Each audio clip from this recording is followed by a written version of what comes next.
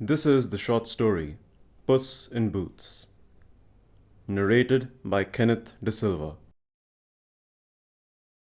There was once a miller who had 3 sons, and when he died, his estate was divided among them. The older sons fared very well. The eldest got the mill. The middle son got a donkey, but the youngest received nothing but a cat, and he often complained bitterly of his luck. "My brothers may get their living easily enough," he said, "but as for me, I may soon die of hunger and want."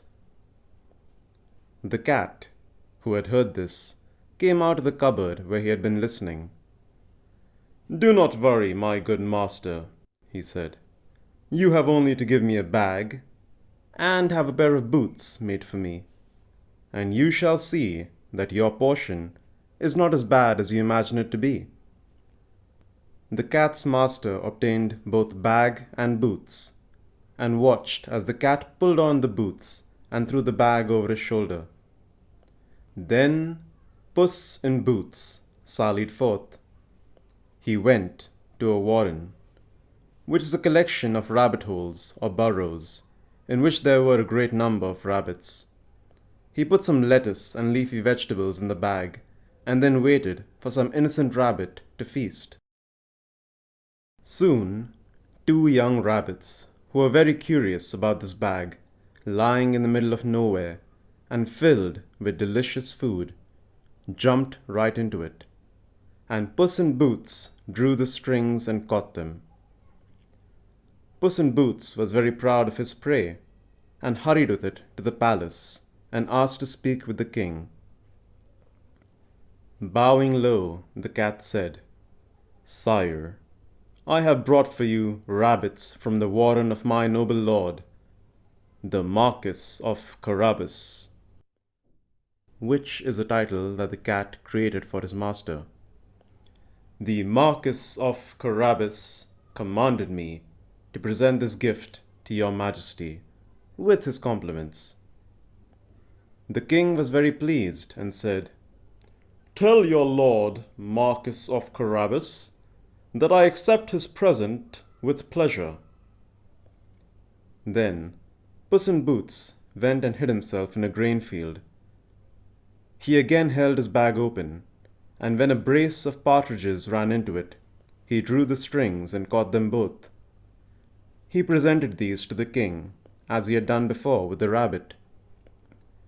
Just like before, the king received the partridges with great pleasure and gave him a tip. In this manner, the cat continued to carry presents of game to the king, at least once a week, for 2 or 3 months. Then one day, Puss in Boots said to his master, "If you will only follow my advice, your fortune is made. Go to the river and bathe just where I show you." The Marquis of Carabas did exactly as the cat advised, and while he was bathing, the king passed by, riding in his coach with his daughter, the loveliest princess in the world. Then Puss in Boots began to cry out, "Help! Help! My lord, the Marquis of Carabas, is going to drown."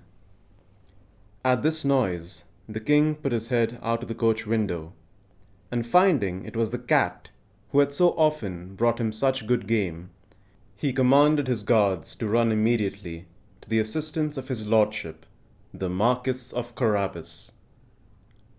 While they were drawing the poor Marquis out of the river, the cat came up to the coach and told the king that while his master was bathing, some rogues had come by and stolen his clothes, even though he had cried out, "Thieves! Thieves!" several times as loud as he could. In reality, the cunning cat had hidden the clothes under a large stone. The king immediately commanded the officers of his wardrobe to run and fetch one of his best suits for the Lord Marquis of Carabas. The king received him very courteously, and, because the king's fine clothes gave him a striking appearance, for he was very handsome and well proportioned, the king's daughter took a secret inclination to him. which is a fancy way to say she had a crush. The Marquis of Carabas had only to cast 2 or 3 respectful and somewhat tender glances at her, but she fell head over heels in love with him. The king asked him to enter the coach and join them on their drive. The cat, quite overjoyed to see how his project was succeeding, ran on ahead. Meeting some countrymen who were mowing a meadow, he said to them, "My good fellows, if you do not tell the king that the meadow that you are mowing belongs to my lord, Marquis of Carabas, you shall be chopped up like mincemeat." Soon the king passed by, and he did not fail to ask the mowers whose meadow it was that they were mowing. It belongs to my lord Marquis of Carabas," they answered together, for the cat's threats had frightened them. "You see, sir," said the Marquis, "this is a meadow which never fails to yield a plentiful harvest every year." The cat, still running ahead, met with some reapers and said to them, "My good fellows, if you do not tell the king that all this grain belongs to the Marquis of Carabas, you shall be chopped up like mincemeat." The king, who passed by a moment later, asked them whose grain it was that they were reaping. "It belongs to my lord, Marquis of Carabas," replied the reapers, which pleased both the king and the Marquis. The king congratulated him for his fine harvest. The clever cat continued to run ahead and said the same words to all he met. The king was astonished at the vast estates of the Lord Marquis of Carabas. Puss in Boots came at last to a stately castle, the lord of which was an ogre, the richest that had ever been known. All the lands which the king had just passed by belonged to this castle. The cat, who had taken great care to inform himself who this ogre was and what he could do, asked to speak with him, saying he could not pass so near his castle without having the honor of paying his respects to him.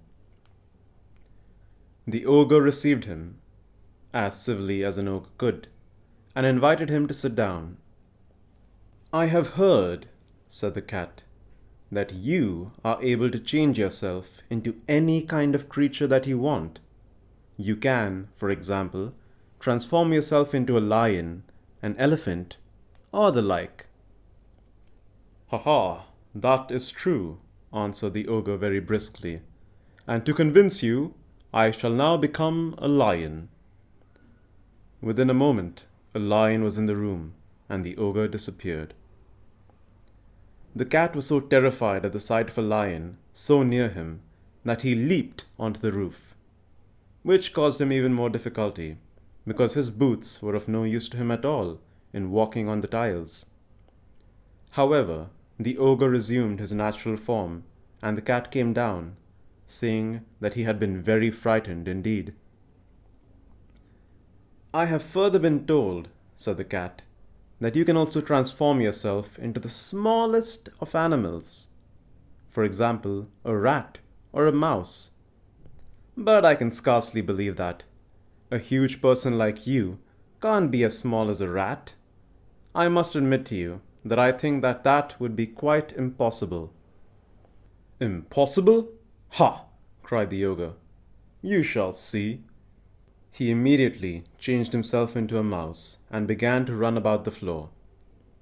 As soon as the cat saw this, he fell upon him and ate him up. Ouch. Meanwhile, the king, who saw this fine castle of the ogres as he passed, decided to go inside. The cat, who heard the noise of His Majesty's coach running over the drawbridge, ran out and said to the king, "Your Majesty is welcome to this castle of my lord, Marquis of Carabas." "What? My lord Marquis?" cried the king. "And does this castle also belong to you? There can be nothing finer than this court, and all the stately buildings which surround it. Let us go inside, if you don't mind." The Marquis gave his hand to the princess, and followed the king, who went first. They passed into a spacious hall, where they found a magnificent feast, which the ogre had prepared for his friends, who were coming to visit him that very day, but dared not enter, knowing that the king was there. His Majesty was perfectly charmed with the good qualities of the Lord Marquis of Carabas, as was his daughter, who had fallen violently in love with him, and seeing the vast estate he possessed, said to him, after having drunk 5 or 6 glasses, "It will be your own fault, my Lord Marquis, if you do not become my son-in-law." The Marquis, making several low bows, accepted the honour which his Majesty conferred upon him, and forthwith, that very same day, married the princess. The cat became a great lord, and never again ran after mice, except for entertainment. This has been the story Puss in Boots.